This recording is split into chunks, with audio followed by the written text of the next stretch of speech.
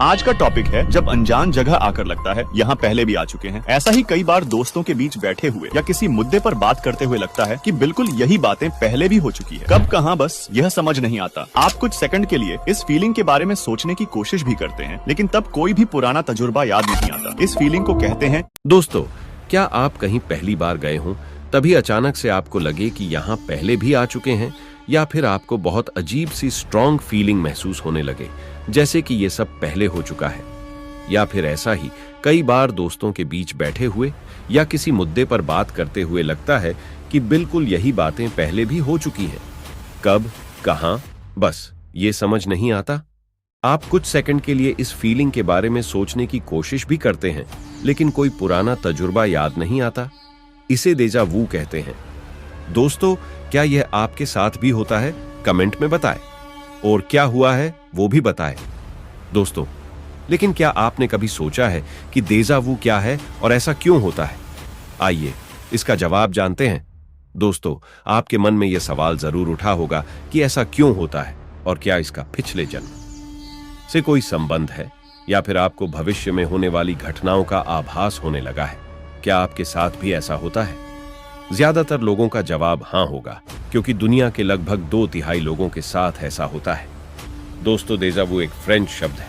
इसका मतलब पहले से देखा हुआ होता है।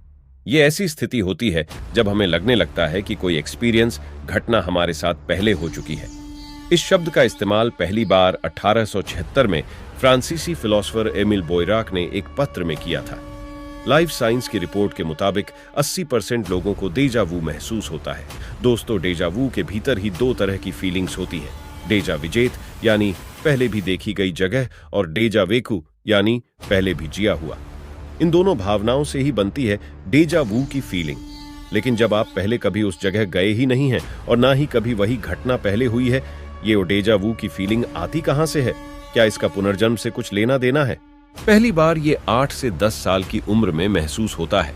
उसके बाद 20 से 25 साल की उम्र में ये पीक पर होता है, और उसके बाद ये बहुत ही कम महसूस होता है। पहले ऐसा माना जाता था कि पहले भी हो चुकी घटनाओं की यह भावना कहीं ना कहीं पुनर्जन्म से जुड़ी हुई है। कई भारतीय फिल्मों में इसका प्रयोग बखूबी किया गया है, जब हीरो को एक जगह पर पहुंचकर बार बार कुछ याद आता है। लेकिन वैज्ञानिकों ने लगातार यह सिद्ध किया है कि यह झूठ है। इस पूरे घटनाक्रम का वास्ता हमारे दिमाग के सोचने और यादें संजोकर रखने वाले हिस्से से है। डेजा वू क्यों महसूस होता है, इसके पीछे कई थ्योरी हैं। सीधा जवाब इसके बारे में अभी तक एक्सपर्ट्स के पास नहीं है। पहली थ्योरी है मेमोरी थ्योरी। मेमोरी थ्योरी के हिसाब से हमारा दिमाग शॉर्ट टर्म मेमोरी को अलग रखता है। इसके मुताबिक डेजा वू तब होता है जब मौजूदा स्थिति पहले हो चुके लेकिन भुला दिए गए अनुभव के समान होती है। आसान शब्दों में कहें तो मौजूदा स्थिति और पहले हो चुके अनुभवों में कुछ समानताएं होती हैं।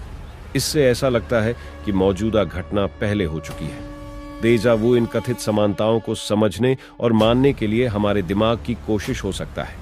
यानी जो चीजें अभी घटित हो रही हैं वो अलग स्टोर होती हैं, जो पहले हो चुका है उसकी याद को अलग स्टोर किया जाता है।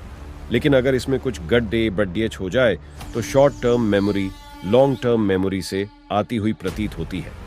दूसरी थ्योरी है जिसे कहा जाता है 3D होलोग्राम थ्योरी। इसका मतलब है कि हमारी यादें 3D होलोग्राम की तरह सेव होती है। अगर कोई चीज उस घटना की याद दिलाते हुए मैच हो जाती है तो ऐसा लगता है कि यह पूरी घटना पहले हो चुकी है। तीसरी थ्योरी है ड्रीम थ्योरी। डेजा वू वाली फीलिंग की कई थ्योरीज में से सबसे पॉपुलर और इंटरेस्टिंग मैट्रिक्स थ्योरी है। लोग कई बार इसे glitch in the matrix theory कहते हैं। इसे आप सिमुलेशन कह सकते हैं। कुछ एक्सपर्ट्स का मानना है कि हम असल ब्रह्मांड में नहीं जीते हैं।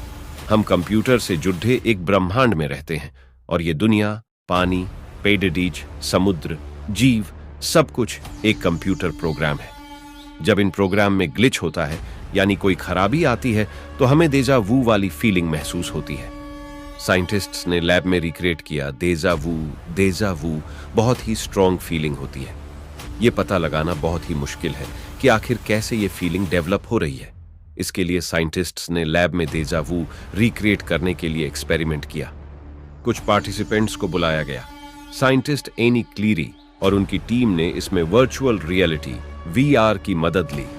इसमें पार्टिसिपेंट्स को डेजा वू महसूस कराने के लिए ऐसा माहौल बनाया गया जो उनके अनुभवों से जुड़ा था, जो उन्हें पूरी तरह से याद नहीं थे। इस एक्सपेरिमेंट को गेस्टाल्ट परिचित परिकल्पना गेस्टाल्ट फेमिलियरिटी हाइपोथेसिस नाम दिया गया। एक्सपेरिमेंट में एक्सपर्ट की टीम ने डेजा वू को ट्रिगर करने के लिए पार्टिसिपेंट्स के अनुभवों के मुताबिक बताई गई एक लोकेशन पर फर्नीचर और अन्य सामान वैसा ही रखा दिया जैसे उन्होंने बताया। इसके बाद पार्टिसिपेंट्स को रिक्रिएट किए गए सीन को नेविगेट करने के लिए कहा गया। टीम ने पाया कि ये देखने के बाद पार्टिसिपेंट्स को डेजा वू वाली फीलिंग आई, यानी जब कोई व्यक्ति अतीत से जुड़ी चीजों को देखता है पर उन्हें याद नहीं कर पाता है तो उसे डेजा वू वाली फीलिंग महसूस होती है। डेजा वू वाली फीलिंग परसेप्चुअल गैप, अवधारणात्मक अंतर या स्प्लिट परसेप्शन, विभाजित धारणा के कारण भी आ सकता है। ये तब होता है जब हमारा दिमाग एक समय पर एक ही तरह के सिग्नल को 2 बार प्रोसेस कर लेता है। पहली बार में हमारा कॉन्शियस माइंड इस सिग्नल पर ध्यान नहीं दे पाता है। इसके तुरंत बाद दोबारा जब सिग्नल मिलता है तो डेजा वू वाली फीलिंग आती है, क्योंकि हमें पहला सिग्नल याद ही नहीं रहता। हमारे दिमाग का सोचने और समझने वाला भाग इस डेजा वू की फीलिंग के लिए उत्तरदायी है। जब हम बहुत थके हुए होते हैं या बहुत ज्यादा रिलैक्स होते हैं, हमारा दिमाग या तो थका होता है या सोया हुआ होता है। ऐसे में कभी कभी हम मिलते जुलते शब्दों या वैसी ही मिलती जुलती भावनाओं को एक पुरानी याद समझ लेते हैं और ऐसे ही ये डेजा वू की भावना जन्म लेती है। डॉक्टरों के मुताबिक डेजा वू वाली फीलिंग कॉमन है। ये किसी मनोवैज्ञानिक बीमारी का संकेत नहीं है। दोस्तों, उम्मीद है आपको वीडियो अच्छी लगी होगी। वीडियो अच्छी लगे तो लाइक, शेयर और कमेंट में अपनी राय जरूर दें और फैक्ट नॉलेज फाइल को सब्सक्राइब करें।